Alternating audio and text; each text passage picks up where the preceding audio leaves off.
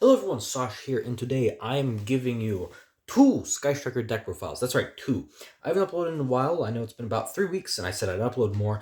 I've just been waiting to get some cards in. My friend was borrowing my Sky Striker core, and now that both of us have all our cards, we're going to show you two different ways to play it. So the video is going to be split up into three segments. The first segments are the cards that are run in both versions of the decks. That is the Sky Striker core, and we think that this is the best way to run it. And the first way that I'm going to show is the DPE way, the more expensive way. And the second one is going to be pure and less expensive and more affordable. So let's just go ahead and hop right in. So first things first, for our deck profile, obviously the one token. Set that to the side. So things that remain the same between both decks. Obviously the Sky Sugar cards. So 3 copies of Raye and 2 copies of Rose for the monsters. I know that there is some debate on in Pure, do you run 1 copy of Rose? In DPE, do you run 3 copies of Rose? I think 2 is just fine in both. You don't need necessarily 3 copies of Rose. You have so many ways to get 2 monsters on the field. The theory of Rose helping as an extender to get into Vertate into DPE, it works sometimes, just not all the time.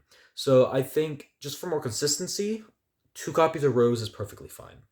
Moving on to spells, 1 copy of Engage, 1 copy of Multi-Roll, 1 copy of Afterburners, 1 copy of Jamming Waves, 1 copy of Hornet Drones. Now, Jamming Waves is a little weird. I know some people don't like it, some people do. It's all just personal preference. This is just locals dependent. We have a lot of Eldritch, so we like to run the Jamming Waves. For our 2 ofs, 2 copies of Airspace Area 0, 2 copies of Shark Cannon. Now, I've seen some people run 1 copy of Area 0 in DPE. I don't really understand the logic behind it. I think you should definitely run 2 because it just enables a better grind game. And then, obviously, 3 copies of Widowmaker. And that's it for the Sky Sugar cards. This remains the same between both decks. Moving on to generic cards, 1 copy of Rhoda, 1 copy of Terraforming, 1 copy of Upstart Goblin, 1 copy of Pot of Avarice. Pot of Avarice is questionable, but we think it's really good. We don't run Prosperity. Prosperity is not necessary, and Avarice is just like a really good power 1-up for your grind game. Next off, we run 9 going second cards that work in both versions of the deck. So 3 copies of Ash, 3 copies of Infinite Impermanence, and 3 copies of Raigeki. In our opinion, these 9 stay between both. Raigeki is just super good, going first or going second. It's just a good follow-up to break any boards. And then Imperms and Ashes are just really good, really generic. So that's it for the main deck that stays the same. Moving on to the extra deck. What stays the same is 3 copies of Kagari, 3 copies of Shizuku, 2 copies of Hayate. You don't need 3 anymore. 1 copy of Kaina, 2 copies of Zeke. Yes, if you have access code, maybe flip the second Zeke for access code, but having 2 Zeke is just so good because you can always make one. Because there are times where it's like, do I want to Zeke now or do I want to Zeke later? And having 2 gives you that option. So 2 Zeke is really good. 1 copy of Ningirsu, because we don't run the Hout combo in either version. But Ningirsu by itself is just like super good, be able to out untargetable stuff. And then 1 of, not both, either Dark or Hita. This just fully depends on your meta. If Ash is huge, run Hita. If decks that have a lot of Dark monsters, like if you're more likely to see a Dark in your opponent's grave than an Ash Blossom, run the Dark. This is just so dependent. You have to have 1 because this helps you link climb, but just have 1 of these. Also, Dark is super good in a DPE meta because you can steal your opponent's DPE from their graveyard, which is really nice. So that's it for what's the same between both decks. So now let's go ahead and get into the DPE variant. In the main deck of the DPE variant, obviously you run the Fusion Destinies and the Destiny Heroes Celestials. I think that's self-explanatory, but because it's also the more expensive version, 3 copies of Lightning Storms, 1 copy of Harpy's Feather Duster, and 2 copies of Summon Limit. Now, Summon Limit can also be, there can be only one.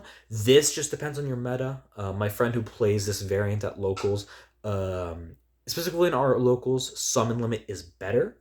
I don't really know why. I just know that it is better. He's tried both, and this just works more. So I'll take his word for it. But this can also be Tikaboo, and Tikaboo can also be in the normal version. But I personally would rather cite it. So these are the 10 main deck cards that swap, and then obviously for the extra deck, 1 copy of Verte and 1 copy of Phoenix Enforcer. So is the um, this is the DPE version, the more expensive version. Now, if we go into the pure version, this is where we get just a little bit different. In the pure version, you run the other copy of Afterburners. The reason why you don't need to run 2 Afterburners in the DPE version is you already have 3 copies of Raye. You have an Afterburners that's searchable and recurable. You have Lightning Storms and all that, and you have the DPE, so you don't need the second copy. Without the DPE and the Lightning Storms, you do need the second copy of Afterburners. I think in pure, the Foolish Burial Goods engine is really good. In testing, this has just worked out better than other hand traps because this is really this is great for unbreaking. And yes, drawing Metal Fist Fusion is garbage sometimes, but it's the same thing as drawing Lightning Storm when you're in a game state where you have to have a face-up card on your field. It just doesn't work. So yeah, if you draw it, it sucks, but when you don't draw it, it's really good. 2 copies of Cosmic Cyclone because we still want back row removal even without the Lightning Storms. We still run 1 copy of Harpy's Feather Duster, and then I just run some more hand traps. 2 copies of Effect Veiler and 1 copy of DD Crow. These can be whatever. Instead of Effect Veiler, you could consider Ghost Ogre. Ghost Ogre is super good. It has some weird interactions because you could pop your own area 0. So consider that. But other than that, this is what I'm running. And then for the extra deck, I run 1 copy of Nightmare Phoenix, Boral Sword. I don't really know what else you could run. There's a bunch of stuff. You could run a 3rd Hayate in theory. I don't really see a good reason for it. But this is what I would run in a pure version. So thank you guys so much for watching. So I know this is a lot. This is 2 different versions. So hopefully this covers most stuff. The only stuff that this doesn't cover is the Halki Firebrax engine into access code.